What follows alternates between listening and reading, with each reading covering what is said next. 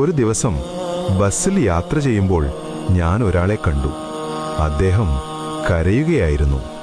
മുഖത്ത് വേദന, കണ്ണുകളിൽ കണ്ണീർ, ഹൃദയത്തിൽ തീ. ഞാൻ ചോദിച്ചു, എന്താണ് സംഭവിച്ചത്? അദ്ദേഹം പറഞ്ഞു, എനിക്കൊരു മകനുണ്ടായിരുന്നു. അവനെ ഞാൻ വലിയ വിദ്യാഭ്യാസം നൽകി. വലിയ സ്കൂളിൽ പഠിപ്പിച്ചു, വലിയ കോളേജിൽ പഠിപ്പിച്ചു. അവനെ ഒരു IAS ഓഫീസറാക്കി. എൻ്റെ സ്വപ്നം, എൻ്റെ അഭിമാനം, എൻ്റെ സന്തോഷം. പക്ഷേ ഒരു ദിവസം അവന് പനി ബാധിച്ചു. അവനെ ആശുപത്രിയിൽ പ്രവേശിപ്പിച്ചു. മൾട്ടി സ്പെഷ്യാലിറ്റി ആശുപത്രി. വലിയ ഡോക്ടർമാർ, വലിയ ചികിത്സ. പക്ഷേ ഇപ്പോൾ ഡോക്ടർമാർ കൈയൊഴിഞ്ഞിരിക്കുന്നു. അവൻ രക്ഷപ്പെടാൻ സാധ്യതയില്ല. ഞാൻ മകൻ്റെ അടുത്തേക്ക് പോയി. അവൻ്റെ കൈ പിടിച്ചു. ഞാൻ ചോദിച്ചു, മോനെ, നിന്റെ അവസാന ആഗ്രഹം എന്താണ്? അവൻ പറഞ്ഞു, ഉപ്പച്ചി, എൻ്റെ എല്ലാ ഡിഗ്രി സർട്ടിഫിക്കറ്റുകളും ഒന്ന് കാണണം. ഞാൻ ഓടി. എല്ലാ ഫയലുകളും എടുത്തു.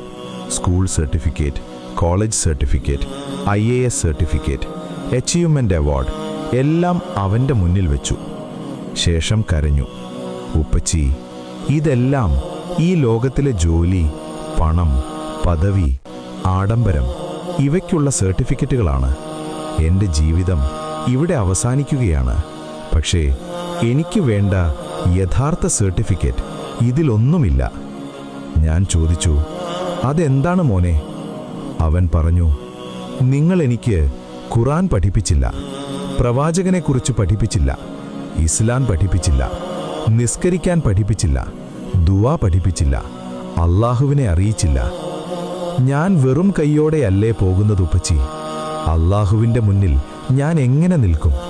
അവൻ്റെ ചോദ്യങ്ങൾക്ക് ഞാൻ എങ്ങനെ മറുപടി പറയും? ആ പിതാവ് പറഞ്ഞു. അപ്പോൾ എൻ്റെ ഹൃദയം പൊട്ടി. ഞാൻ ജീവിതം മുഴുവൻ അവന് ലോകം കൊടുത്തു, പക്ഷേ ആഖിറത്തിനൊന്നും കൊടുത്തില്ല. എനിക്ക് ബോധം വന്നപ്പോൾ സമയം കഴിഞ്ഞിരുന്നു. മാതാപിതാക്കളെ, നമ്മളും ചിന്തിക്കണം. മക്കൾക്ക് ട്യൂഷൻ കൊടുക്കുന്നു, കോച്ചിങ് കൊടുക്കുന്നു, ഇംഗ്ലീഷ് പഠിപ്പിക്കുന്നു, കമ്പ്യൂട്ടർ പഠിപ്പിക്കുന്നു. പക്ഷേ നിസ്കാരം പഠിപ്പിച്ചോ? ഫാത്തിഹ മനപ്പാഠമുണ്ടോ? ഖുർആൻ വായിക്കാൻ അറിയാമോ? പ്രവാചകനെ അറിയാമോ? ഹലാൽ ഹറാം അറിയാമോ? ഈ ലോകത്തിലെ സർട്ടിഫിക്കറ്റ് ഖബറിലേക്ക് വരില്ല. Job letter, bank balance, rank, position ഒന്നും കൂടെ വരില്ല. കൂടെ വരുന്നത് ഈമാൻ, സലാ, ഖുർആൻ, ഗുഡ് ഡീഡ്സ്, അല്ലാഹയുടെ കരുണ. ഇന്ന് തന്നെ തീരുമാനിക്കൂ. മക്കൾക്ക് ലോക വിദ്യാഭ്യാസവും കൊടുക്കൂ, പക്ഷേ ദീൻ വിദ്യാഭ്യാസം മറക്കരുത്. കാരണം യഥാർത്ഥ സർട്ടിഫിക്കറ്റ് അല്ലാഹുവിൻ്റെ മുന്നിൽ സ്വീകരിക്കപ്പെടുന്നതാണ്. അല്ലാഹു നമ്മുടെ മക്കളെ ദീനും ദുനിയാവും വിജയികളാക്കട്ടെ.